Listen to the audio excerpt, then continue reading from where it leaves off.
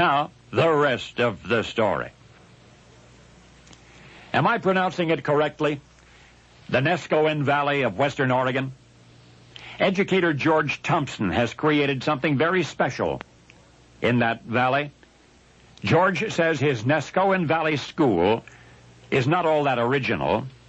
He based it on a British integrated day system, but the parents of George's pupils, although they appreciate his modesty, the parents called George Thompson one of a kind, and the subsequent success of his graduates suggests that he is one of a kind. And this despite the fact that in the Neskowin Valley School, the students use practically no textbooks at all. Reduced to a phrase, the Neskowin system is hands-on education. The pupils participate, they experience, they learn at a remarkable rate. There's a well-stocked library in the school. The students are encouraged to use it in the pursuit of their own interests, and yet, with the exceptions of math and 7th and 8th grade history, no textbooks are used at Neskowin Valley School. George Thompson founded this school 15 years ago on a secluded dairy farm, the nearest town 15 miles away. There was nothing to indicate that such a private institution was needed in the area, but George and his wife, Margaret, operating on instinct, opened classroom doors to 75 pupils, kindergarten through 8th grade, and the results have been making a proud noise throughout the American educational community ever since. No textbooks. Imagine. The outdoors serves as the school's science lab. Therefore, pupils study plants where they really grow and animals where they really live. And why study law enforcement and firefighting from a book when policemen and firemen, fathers of the students themselves, can bring colleagues and equipment and official vehicles right to the school grounds?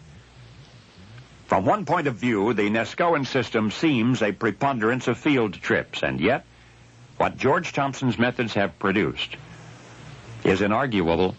Graduates who routinely become honor roll students and class presidents of local high schools, outstanding members of prestigious university communities. The school is supported through fundraising efforts by parents and staff members and even students themselves. A recent and substantial 3-year grant has also been useful, but for the time being at least, this extraordinary textbookless Neskowin Valley School is thriving.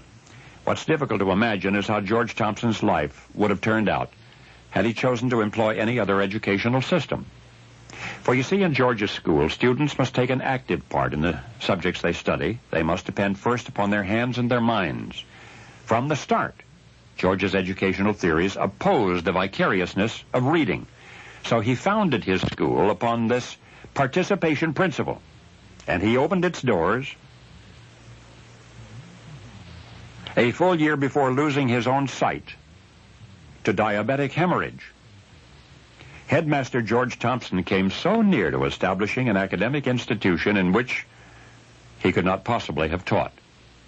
And yet his now proved printed wordless system of teaching, however unwittingly, was tailor-made to his own medical future. For now, 15 years later, George Thompson's school is thriving, though George, for 14 of those years, has been totally blind. And now you know the rest of the story.